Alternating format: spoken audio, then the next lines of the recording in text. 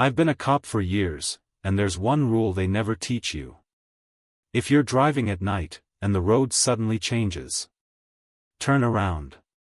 Because some patrol cars never came back. Radio crackles to life, officer, you shouldn't be here. And if you see one out there, pray it's empty. I'd been a cop for maybe 3 months when it happened. Still the new guy. Still memorizing radio codes. Still pretending I wasn't nervous every time a call came through. My partner that night was Officer Ramirez. 15 years on the force, calm as a stone statue, and the kind of guy who knew every back road in the county without ever checking a map. It was one of those slow nights where nothing really happens. Cold air. Empty streets. The occasional drunk driver. Around 2 in the morning we got a call about a stalled car on Highway 12, just outside town. Routine. At least that's what I thought. Dispatch gave us the location and Ramirez turned the cruiser around without saying much. We drove for a while before I noticed something strange. The road looked wrong. Highway 12 is a straight shot. One long line through farmland. But somehow we'd been driving curves. I checked the GPS. Still Highway 12. Ramirez, I said, you sure this is the right road? He didn't answer right away. Instead, he leaned forward slightly, squinting through the windshield like he was looking for something. Then he muttered something under his breath. Something that sounded like a curse. What? I asked.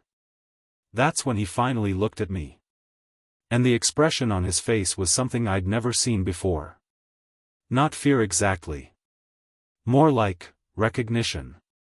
You ever notice, he said slowly, that nobody ever tells you what to do if the road keeps going? I frowned. What do you mean? But Ramirez didn't answer. Instead, he reached up and turned off the radio. Just clicked it off.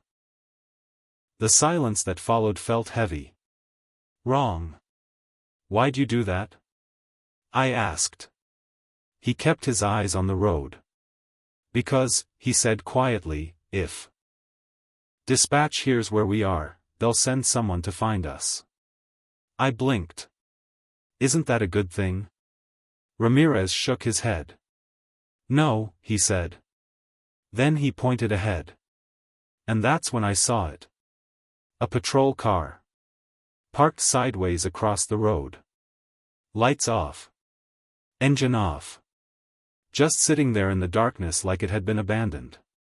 The paint looked old. Faded. But what made my stomach drop wasn't the car. It was the badge number on the side.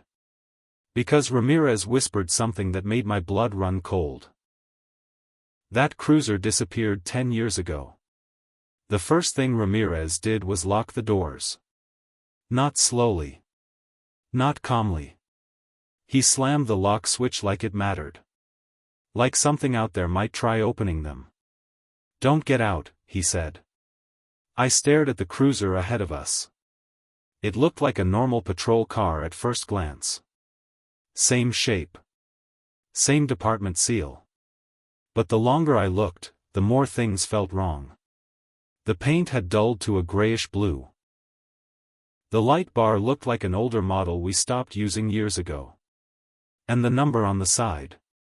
I couldn't stop staring at it. Ramirez noticed. You see it? He asked. Yeah, I said quietly. He nodded once. That car belonged to Officer Daly. The name meant nothing to me. I'd only been on the force a few months. But Ramirez's voice had changed. Lower. Careful. Daly disappeared on patrol, he said. Night shift. Same highway. My stomach tightened. What happened?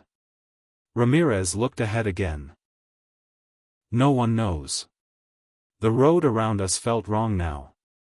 Too quiet. No wind. No insects. No distant engines. Just darkness stretching past the headlights. Then something inside the abandoned cruiser moved. I saw it through the windshield. A shape. Someone sitting in the driver's seat. My heart jumped into my throat. "Ramirez," I whispered. "I know," he said. The figure inside the car leaned forward slowly. Like it had just noticed us. Then the headlights of the old cruiser flicked on. They were dim. Yellow. Old halogen bulbs instead of the bright white LEDs we used now. But they were pointed straight at us. And suddenly the radio we'd turned off crackled. Not loudly. Just a faint whisper of static. Ramirez grabbed the radio immediately and held the power button down, forcing it off again. "Why does that keep happening?" I asked. His answer came quickly. "Because it's trying to call for help." I felt a chill crawl up my spine. "What do you mean it?" Ramirez didn't look away from the road. "Daly never came back," he said. "But his cruiser did." My throat went dry. "What?"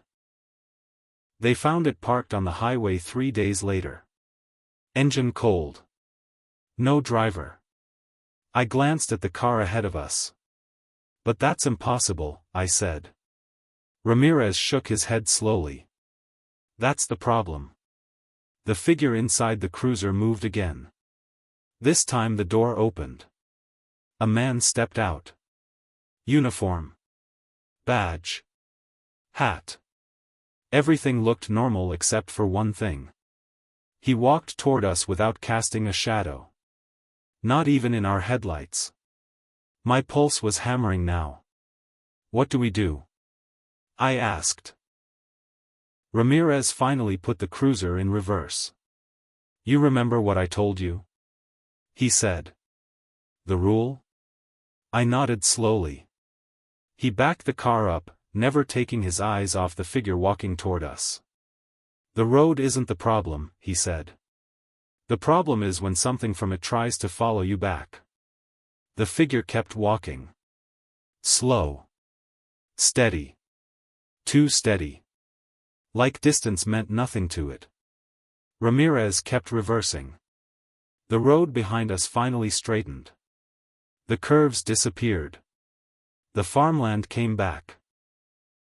And just like that, the headlights in front of us vanished.